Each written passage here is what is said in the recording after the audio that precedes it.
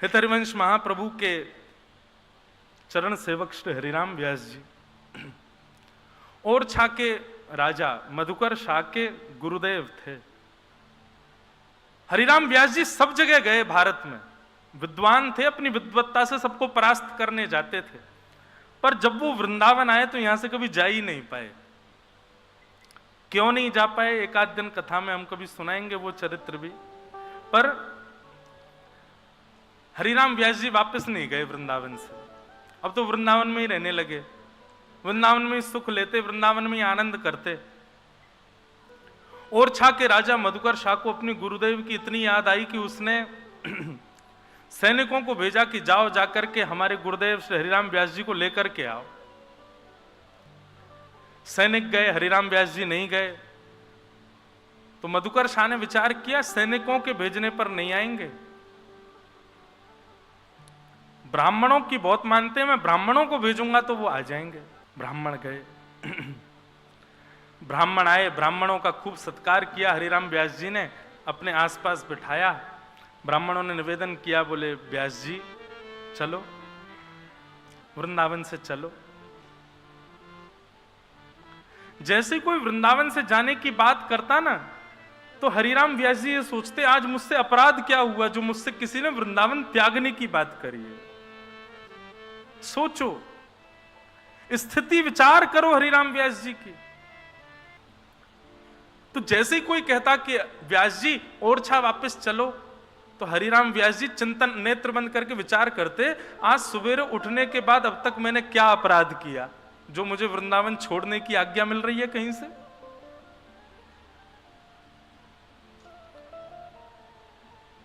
दुनिया भर की बातें हरिराम व्यास जी से कर लो तब तक कोई दिक्कत नहीं, लेकिन जरा सा कोई कह देता कि ओरछा के राजा मधुकर शाह जी आपको बहुत याद करते हैं, आप ओरछा कब जाओगे, हरिराम व्यास जी के नेत्रों से आंसू आ जाते।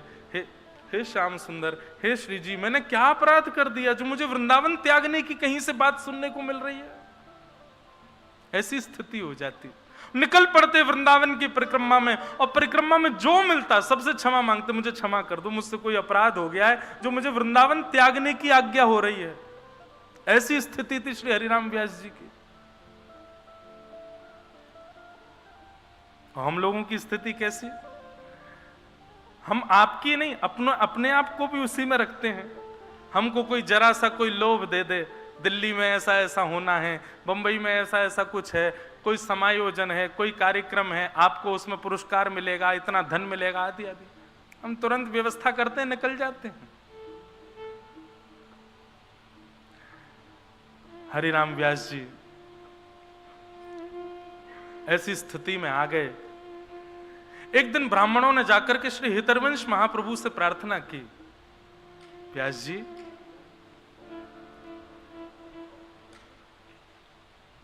हमारे कहने पर तो हरिराम व्यास जी नहीं जाएंगे, पर आप आज्ञा कर दो, आप उनके गुरु हैं, कि वो ओरछा चलें। महाप्रभु जी बोले, भैया वृंदावन से उनको भेजना क्यों चाहते हो? तुम जानते हो वृंदावन से निकलने की बात भी कोई कह दे तो हरिराम व्यास जी परिक्रमा में चले जाते हैं, ऐसी स्थिति उनकी हो जाती है। ब्राह्मणों ने कहा, भगवान एक बात बताइए, हरिराम व्यास जी वृंदावन में रहेंगे, वृंदावन में सबका कल्याण हो चुका है क्योंकि वो वृंदावन रह रहे हैं। यहां पर हरिराम व्यास जी के रुकने से कितने लोगों का दुर्भाग्य हो रहा है कि वो वृंदावन रस से वंचित हैं। हरिराम व्यास जी ओरछा जाएंगे, यश गाएंगे तो कितने लोगों का कल्याण होगा। आप इस बात को विचार कीजिए ना। महाप्रभु जी ने थोड़ा विचार किया और विचार करके कहा कि ठीक है, हरिराम व्यास जी को लेकर के आओ, हम उनको आज्ञा कर देंगे कि वो ओरछा चले जाएं। अब हरिराम व्यास जी तो बड़े आनंद में थे। जैसे कर्जा देने वाले व्यक्ति, कर्जा किसी ने लिया हो और उसका पैसा वापस मांगा जाए, वो नहीं देने में सक्षम हो, उसको कह दीजिए अच्छा ठीक है तुमको 1 महीने का समय दे रहे हैं, दे देना, तो वो थोड़ा खुश हो जाता, चलो 1 महीना मिला मुझे। ऐसे हरिराम व्यास जी थे, वो सुबह से शाम तक भागते रहते उन लोगों से दूर जो वृंदावन से जाने की बात करते थे। और शाम होते ही इतने खुश हो जाते, अब तो जाना नहीं है, ये तो वन है, वन में रात में कौन जाएगा, कम से कम रात भर तो मिलेगी वृंदावन में रहने को। सुबह होते ही हरिराम व्यास जी की फिर चिंता शुरू होती, अब मुझसे कोई कह ना दे कि तुम ओरछा चले जाओ। हरिराम व्यास जी बड़े प्रसन्न थे, शाम हो गई थी, सूर्य अस्त हो गया था। हरिराम व्यास जी बोले चलो बढ़िया, अब एक रात और मिल गई रहने को। तभी किसी ने जाकर के कहा, व्यास जी गुरुदेव श्री हितरवंश महाप्रभु आपको राधा वल्लभ लाल जी के मंदिर में बुला रहे हैं। हरिराम व्यास जी बड़े खुश हो गए, बोले गुरुदेव मुझे बुला रहे हैं? बोले हाँ। अरे चलो चलो चलो। तभी किसी ने संकेत किया, बोले लेकिन व्यास जी हम बता दें क्यों बुला रहे हैं? बोले क्यों? बोले आप किसी की भी बात मान करके ओरछा नहीं जा रहे हो, अब स्वयं श्री हितरवंश महाप्रभु आपको आज्ञा करने वाले हैं कि आप ओरछा चले जाओ, क्योंकि उनकी बात आप टाल नहीं सकते। ये बात सुनते ही टूट गए श्री हरिराम व्यास, क्योंकि गुरुदेव की आज्ञा की अवहेलना मैं नहीं कर सकता।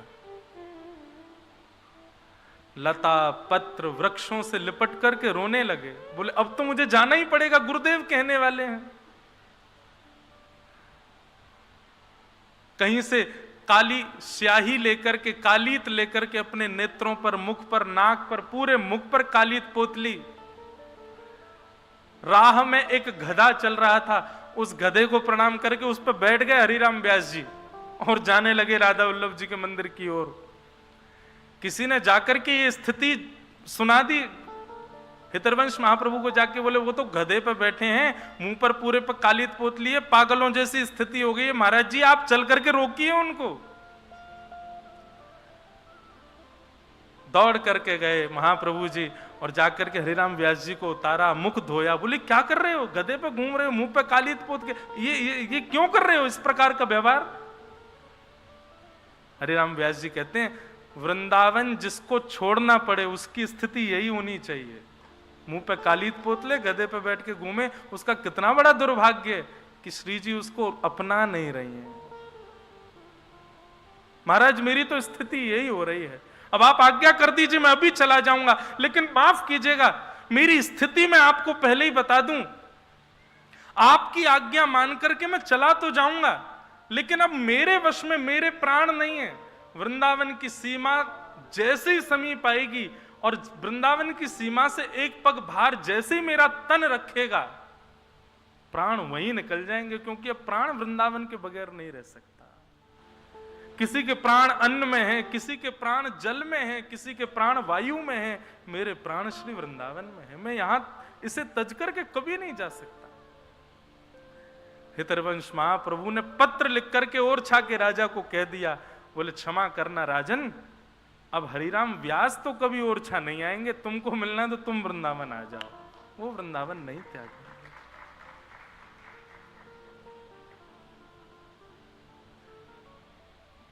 हमको तो सब पक्ष देखना पड़ता है।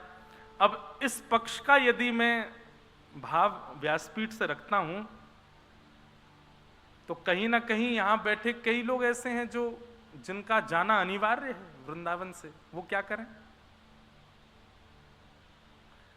देखो भैया वैसे तो वृंदावन छूटना ही नहीं चाहिए, लेकिन हाँ मन को सांत्वना मिल जाए उसके लिए इतना है कि तन से भले ही वृंदावन छूट जाए पर मन से कभी स्मृति से वृंदावन ना जाए, नित्य प्रति वृंदावन का स्मरण बना रहे, वृंदावन चित्त में बना रहे,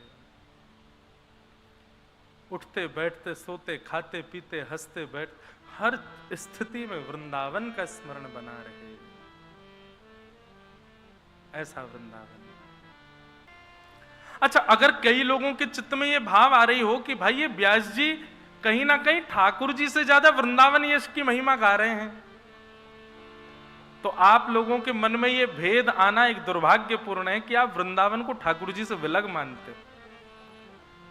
ये बात आप निश्चित मान लीजिए कि वृंदावन साक्षात श्यामा श्याम का मिलित स्वरूप ही है, ये कोई अलग नहीं है। इसलिए वृंदावन यश मैं गा रहा हूं, क्यों? क्योंकि वृंदावन श्यामा श्याम का रस बाहर गाया जाएगा, यहां तो वृंदावन का यश ही गाया जाए, उसी से किशोरी जी को सुख मिलता है, उसी से ठाकुर जी को सुख मिलता है।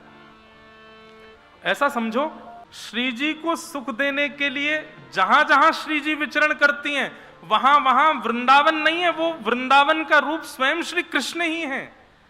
किशोरी जी चरण रखेंगी तो वहां की रज भी श्री कृष्ण है। किशोरी जी से छांव के नीचे बैठेंगी वो वृक्ष भी श्री कृष्ण है। किशोरी जी जहां बैठ करके श्वास भी ले रही है वहां की पवन भी श्री कृष्ण है। ऐसा श्री जी के पक्ष में है। और जहां ठाकुर जी विचरण कर रहे हैं वहां ठाकुर जी के विचरण के लिए वहां की रज श्री जी हैं, वहां का वृक्ष किशोरी जी हैं, वहां की वायु किशोरी जी हैं। श्यामा श्याम इस वृंदावन में नित्य विहार करते हैं। किशोरी जी के लिए श्याम सुंदर वृंदावन है और श्याम सुंदर के लिए किशोरी जी ही वृंदावन है। श्यामा श्याम का मिलित स्वरूप है श्री वृंदावन, ये कोई अलग नहीं है। बहुत सुंदर पद है, मेरी स्मृति में मेरे पास लिखा है, कल मैं उसको ढूंढ के सुनाऊंगा कि किस प्रकार दोनों एक दूसरे की सेवा के लिए ब्रज का ही रूप धारण कर लेते हैं। तो इसलिए वृंदावन यश यदि गाया जा रहा है तो आप इसमें संकुचित मत होइएगा। एक तो ये कॉन्सेप्ट भी भूल जाओ कि आप खरीद के ले जाते हो ठाकुर जी को। मुझसे कोई कह दे कि महाराज जी हम कल ही ठाकुर जी खरीद के लाए हैं, वाह, ब्रह्मा नहीं खरीद सकता उनको, शंकर जी नहीं खरीद सकते, पूरा ब्रह्मांड बिक जाए तो नहीं खरीद, तुम खरीद लाए ठाकुर जी को।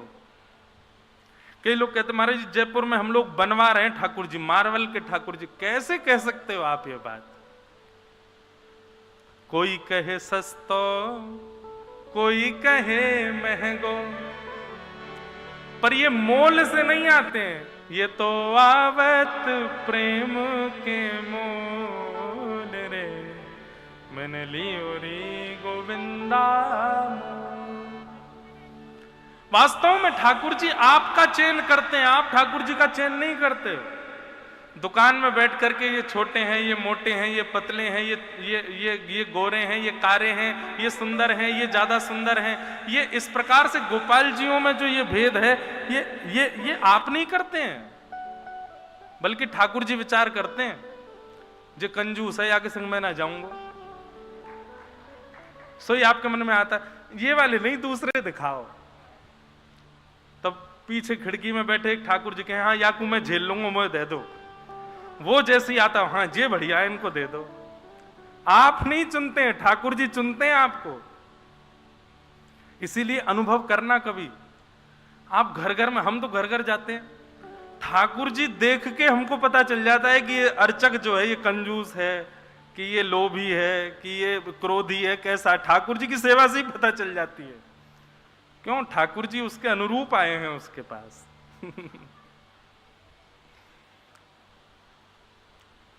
तो ठाकुर जी जड़ अनुभव इसलिए करवाते हैं कि तुम में सामर्थ्य हो तो हमको चैतन्य बना के दिखाओ। मंदिरों में हम जाते हैं, इतने नियम होते हैं मंदिरों के। इतने बजे ठाकुर जी सो जाएंगे, इतने बजे ठाकुर जी उठ जाएंगे, पैंट पहन के अंदर नहीं जा सकते, अपरस की सेवा है, पुजारियों को भी नहीं छू सकते, रसोई घर में सब नहीं जा सकते, जो जाएंगे मुंह पे कपड़ा बांध के जाएंगे। एक दिन ये सब विचार करते करते मेरे को मन में विचार आया, मैंने कहा पूरी दुनिया को बंधन से मुक्त कराने वाला खुद कितने बंधन में रहता है। हम फिर भी 4 बजे उठने वाले 4:30 उठ जाएंगे, 5 बजे उठ जाएंगे, कभी कभी 7 बजे उठ जाएंगे। पर ठाकुर कभी सुना राधारमण लाल जी की 5:30 मंगला आरती होती है, आज 8 बजे हुई ना। अनादि काल से बेचारे 5:30 बजे ही उठते, चाहे रात में लेट हो जाएंगे सोने में। कितने नियमों में ठाकुर जी रहते हैं। क्यों? हमारे आपके लिए। तुम में सामर्थ्य होए तो अपनी भक्ति से, अपने अपने अपने अहम बल से मेरा नियम मत तोड़वाना, नहीं तो अपराध होगा।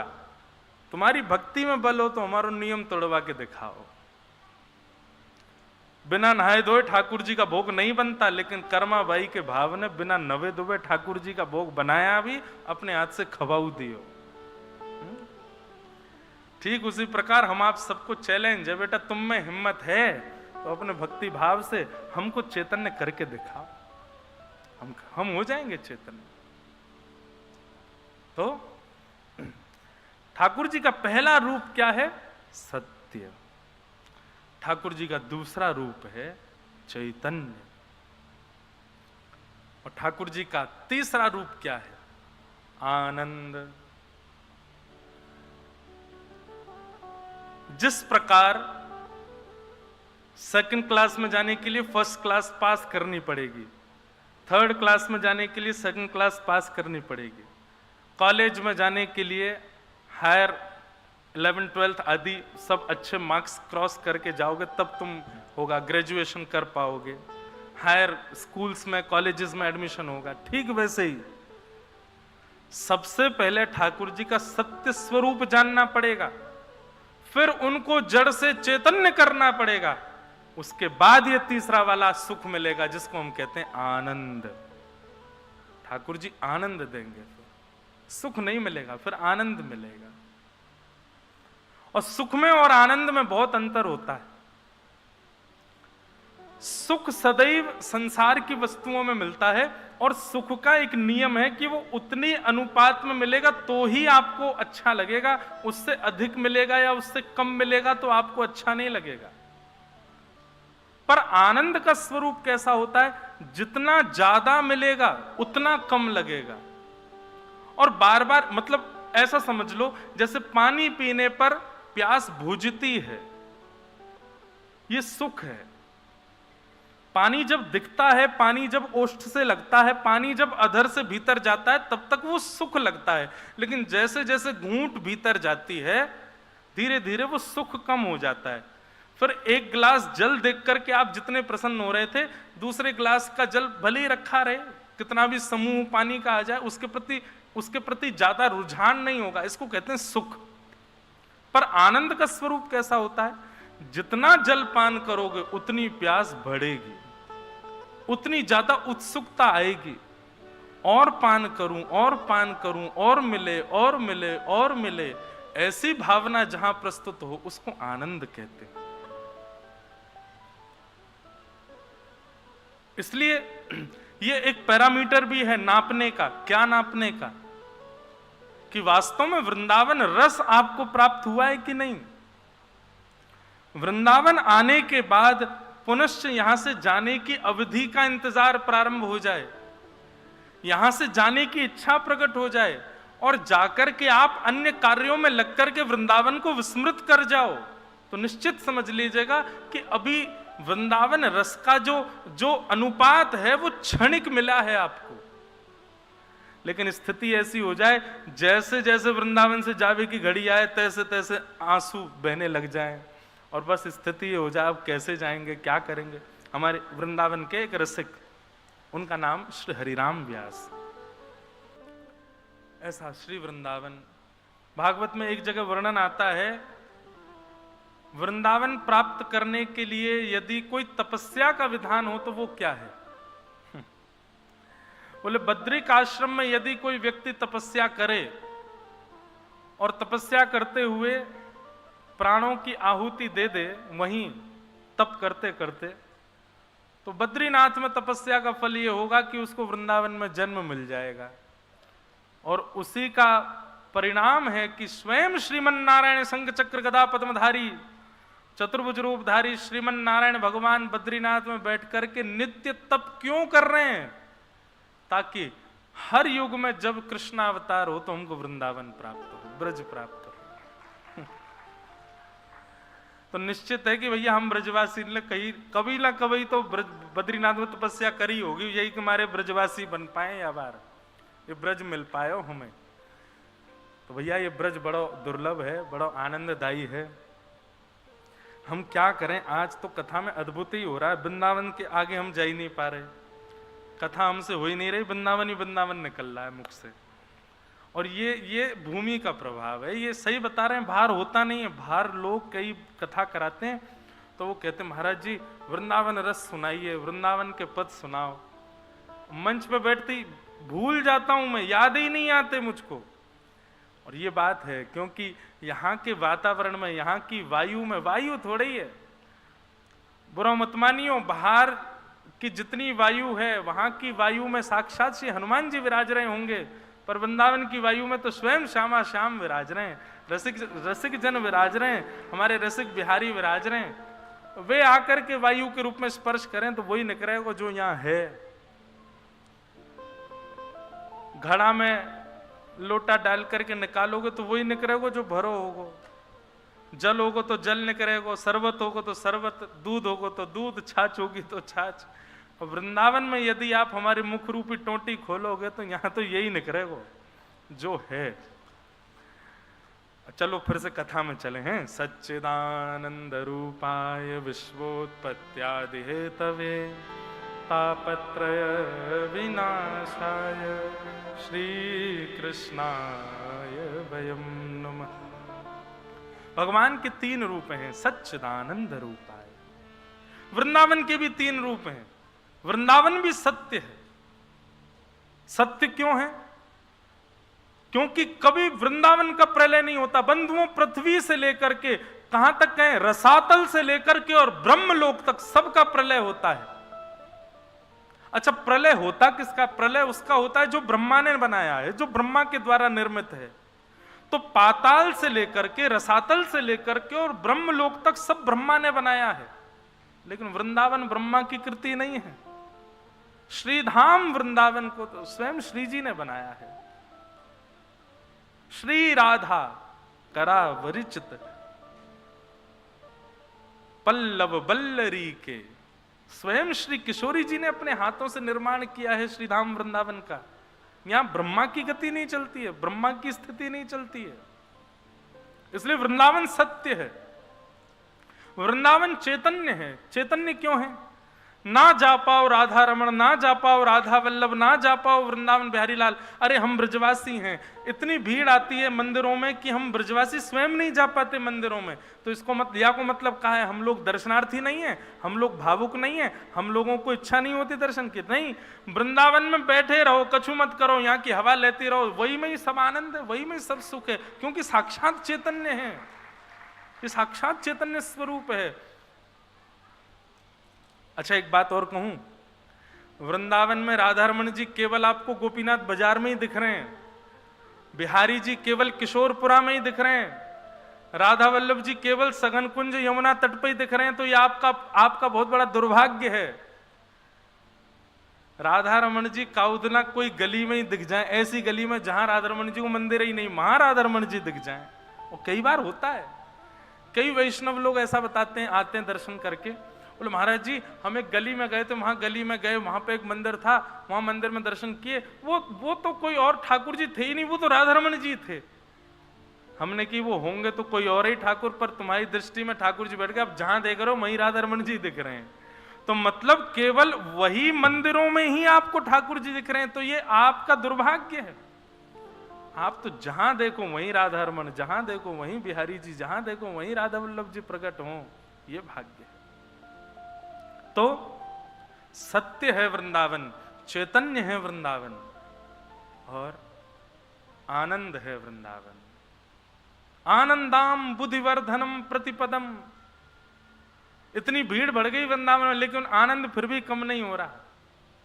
जब एकांत वृंदावन होता था, इतनी भीड़ नहीं थी, 4-5 रसिक जन ही घूमते रहते थे, उस समय का वृंदावन भी खूब सुख देता था। आज इतनी भीड़ बढ़ गई है, लेकिन आज भी सुख देता, आज भी आनंद देता है वृंदावन। यहां का आनंद कभी कम नहीं होता। तो सच्चिदानंद वृंदावन भी है। आनंदाम बुद्धिवर्धनम प्रतिपदम। तो सच्चिदानंद रूपाय, भगवान के 3 रूप हैं। विश्वोत्पत्त्यादि हेतवे, विश्व की उत्पत्ति करना, पालन करना और संहार करना, ये भगवान के 3 काम हैं। तापत्रय विनाशाय, 3 प्रकार के तापों का जो उपशमन कर देते हैं, आदि दैविक, आदि भौतिक और आध्यात्मिक। श्री कृष्णाय वयं नमः। ऐसे श्री कृष्ण को हम बारंबार प्रणाम करते हैं। एक विषय बंधुआ आपके बीच कहना है, तापत्रय विनाशाय। 3 प्रकार के ताप होते हैं। ताप का मतलब होता है कष्ट। 3 ही प्रकार होते हैं कष्ट के। उन 3 प्रकारों में सेक्शंस बहुत सारे होते हैं, पर 3 ही प्रकार के कष्ट हम मानवों के जीवन में आते हैं, आदि दैविक, आदि भौतिक और आध्यात्मिक। या तो आप स्वास्थ्य से पीड़ित हो, अपने आप से ही दुखी हो, अपने स्वास्थ्य से, अपने व्यवहार से, अपनी बुद्धि से, अपनी मानसिकता से, या फिर किसी अन्य के द्वारा आपको कष्ट दिया जाता है, और तीसरा कष्ट का कारण होता है दैविक दुख, जो देवताओं के द्वारा आपको दिया गया है। ये तीन ही दुख के कारण होते हैं, चौथा कोई कारण नहीं होता। पर कृष्णाश्रित लोगों के, वृंदावन आश्रित लोगों के, श्रीजी आश्रित लोगों के जीवन में कष्ट कम हो जाते हैं, ऐसा नहीं है। कई लोग आध्यात्मिक पथ, भक्ति पथ इसलिए स्वीकार करना चाहते हैं कि इस पथ पर चलने से हमारे दुख दारिद्र कम हो जाएंगे। एक बात कहूं, स्पष्ट कहूं, कोई लाग लपेट ना करके कहूं, कम नहीं होते। जो इस भाव से आए हैं आध्यात्मिक पथ पर कि हमारे कष्ट कम हो, उनके कष्ट कम नहीं होते, कुछ दिन के लिए टल जाते, बाद में आएंगे, भोगना तो पड़ेगा। लेकिन जो भक्ति पथ पर इस भाव से नहीं आए कि हमारे कष्ट कम हो, बस शामा शाम की प्राप्ति होनी चाहिए, इस भाव से जो इस भक्ति के पथ का अनुगामन करते हैं, उनके जीवन में जितना जल्दी हो सके उतनी जल्दी कष्ट आ जाते हैं। ठाकुर जी भुगवा लेते हैं, जल्दी जल्दी निवृत्त हो लो। बहुत सावधानी से सुनिएगा, ये कष्ट क्या है, ये ताप क्या है? हमारी परीक्षाएं हैं। विद्यालय में जाते हो तो परीक्षा तो देनी पड़ेगी। ज्यादा से ज्यादा यह हो सकता है कि किसी कारण से उस समय परीक्षा नहीं दे पाए तो कुछ दिन बाद देनी पड़ेगी, देनी तो पड़ेगी, बच नहीं सकते आप। और जो आध्यात्मिक पथ के अनुगामी होते हैं, इस भाव से नहीं कि हमारे कष्ट दूर हो, बस शामा शाम की प्राप्ति के लिए, उनके जीवन में परीक्षाएं बहुत जल्दी जल्दी आ जाती हैं। ठाकुर जी कहते हैं जितना हो सके जल्दी जल्दी भोग लो, निवृत्त हो लो, इससे, इन परीक्षाओं से निवृत्त हो जाओ। अनुभूति नहीं होती। मीराबाई का चरित्र सुनो, कितना कष्ट, हमारे लिए वो कष्ट है, पर मीराबाई के चरित्र में आपको कभी नहीं दिखेगा कि मीराबाई ने उन कष्टों से रो करके कभी ये कहा हो कि हे गिरधर गोपाल, इतना कष्ट क्यों दे रहे हो, इतनी पीड़ा क्यों दे रहे हो, कभी नहीं। बस एक बार पूरे चरित्र में बस एक बार ऐसा आता है कि मीराबाई थोड़ी सी परेशान हो गई थी अपने ससुराल पक्ष के व्यवहार से, तब उन्होंने गोस्वामी तुलसीदास जी को पत्र लिख करके पूछा कि मैं क्या करूं। तब गोस्वामी जी ने प्रत्युत्तर में कहा था, जाके ही अन राम वैदेही तजियता ही कोटि वैर सम यद्यपि परम स्नेही। जिसके हृदय में ठाकुर जी का वास नहीं है, चाहे वो कितना भी अपना क्यों ना हो, तजियता ही कोटि वैर सम यद्यपि परम स्नेही, उसको बैरियों के समान त्याग कर दो, चाहे वो कितना भी अपना क्यों ना हो। ठाकुर जी का नहीं है तो हमारा कैसे हो सकता है? बस एक इस मात्र के अलावा मीराबाई के पूरे जीवन चरित्र में कभी यह नहीं आया कि वो दुखी हुई हो। बल्कि कृष्णाश्रितों के, भगवदाश्रितों के जीवन में कष्ट क्या है? उनके जीवन में कष्ट ये है कि हम रोज 108 माला करते हैं, आज 100 पे ही अटक गए, 8 पूरी नहीं कर पाए। हम रोज वृंदावन परिक्रमा करते हैं, आज जा ही नहीं पा रहे। हम रोज संतों को प्रणाम करते हैं, आज कोई संत नहीं मिल रहे। उनके जीवन में यही कष्ट रहता है, इसके अतिरिक्त तो कोई कष्ट नहीं होता। तो ये बात निश्चित मान लीजिए कि जब आप भक्ति पथ पर चलेंगे तो ऐसा नहीं है कि आपके कष्ट कम हो जाएंगे। कष्ट तो, बल्कि मैं तो ऐसा कहूंगा कि जो पूरे जीवन में आने चाहिए थे वो चंद सालों में आने लग जाएंगे। मान लीजिए मेरी आयु ठाकुर जी ने लिखी हो 70 वर्ष। अब 70 वर्ष में ठाकुर जी ने डिजाइन ऐसा किया हो, पहला कष्ट इसको देंगे 20 से लेकर के 25 साल तक, दूसरा कष्ट इसको देंगे 35 से 40 साल तक, तीसरा कष्ट इसको देंगे 55 से 60 तक, और फिर लास्ट में देंगे बिल्कुल जब इसके प्राण निकलने वाले होंगे 2-3 साल लास्ट किसको और कष्ट दें। इस प्रकार से पूरे जीवन में कष्ट लिखे हुए हैं। लेकिन मैं आ गया आध्यात्मिक पथ पर, भक्ति पथ पर, तो ठाकुर जी क्या करते हैं, खंड खंड खंड में जो कष्ट मिलने वाले थे उन सबको एक ही कर देते हैं, लो एक बार में ही भोगो। अब जो 5 वर्ष, फिर आगे 10 वर्ष बाद, फिर 5 वर्ष, फिर 20 वर्ष बाद, फिर 5 वर्ष, ऐसे जो मिलना था वो एक साल एक साथ ही ठाकुर जी भगवा देंगे, लो 15-20 साल में सारे भोग भाग के निवृत्त हो लो। ये होता है। और पूर्ण रूपेण प्रेम के भाव से भक्ति पथ पर यदि आए हैं तो कष्ट तो आएंगे लेकिन अनुभव नहीं होगा, उसकी अनुभूति नहीं होगी, उसका ज्यादा प्रभाव आपके चित्त पर नहीं होगा, कष्ट तो आएंगे। तो इसलिए तापत्रय विनाशाय